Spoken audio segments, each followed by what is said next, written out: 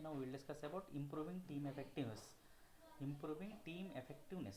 So we already know that the people are going to play an important role in implementing any software project, right? In old saying, he says that just hire good people.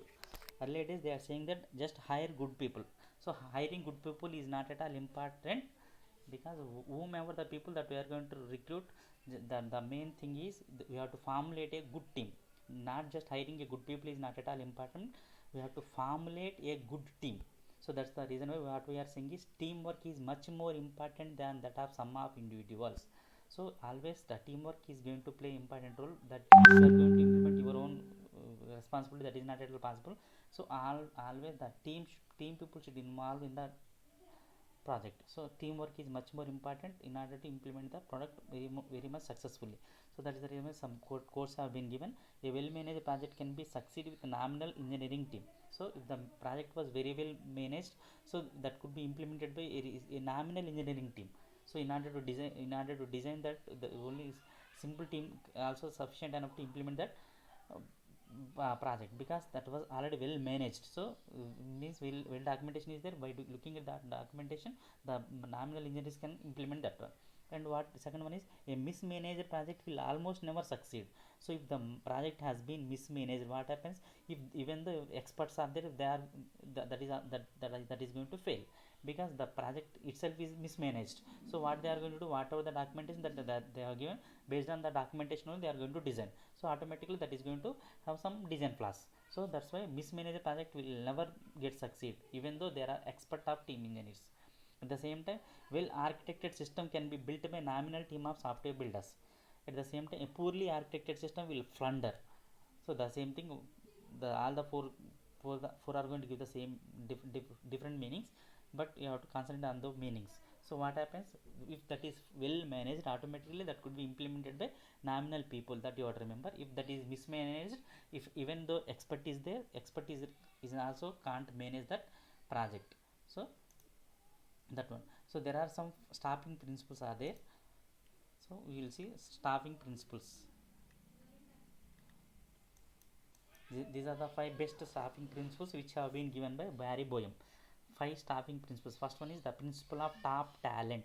That is nothing but use better and fewer people. So whenever you are going to recruiting people, you have to recruit fewer people, and they should be better in knowledge. So that is the first one. Principle of top talent. Top talent means you are not going to selecting the top people, top talented. That whomever you are recruiting, they need to have some knowledge in the application, the domain which the project has to be implemented. So that's the reason you are not supposed to, for example, if 20 members are required, you can be able to recruit 15 members. So who is fluent in that knowledge domain. So like that, use better and fewer people. Next, principle of job matching. So fit the tasks to the skills and motivation of the people available. So job matching is nothing but, I already told you. So you have to recruit the people according to the application domains. Domain based, if you are going to recruiting, for example, if you are going to implementing a project in Java, you have to recruit people who have experts in Java. Like that you have to recruit. For example, he is expert in some programming language, C for example. We are going to, if you ask him to work in Java, he is not able to implement properly, like that. So principle of career progression. So the organization should always support the people who are working from long back in our in their organization. They have to support, and they have to motivate them. They have to give what they are calling career progression, they have to support. So promotions has to be given. And the principle of team balance, already told you, team balance is much more important. So all the people in a team should cooperate with each other. They have to work by coordinating. Select people who will complement and harmonize with one another. They have to always praise each other, and they have to work together. And principle of phase out.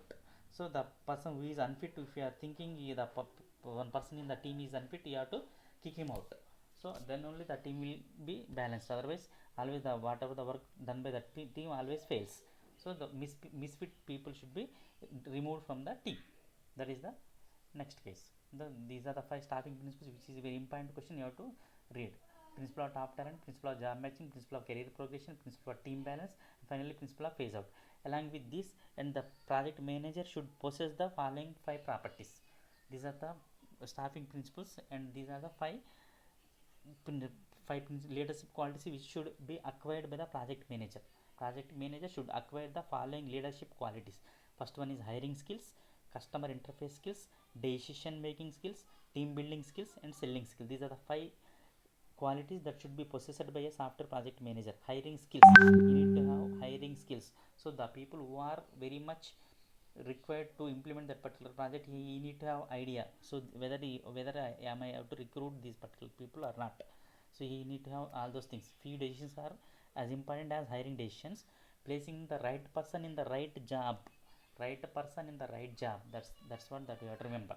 So the whether that particular person is right enough to implement that particular project or not, you have to think about like this. Customer interface skills, so you need to have avoiding adversarial relationship among stakeholders is prerequisite for success. So you need to have inter what we can you need to have relationship among the customers.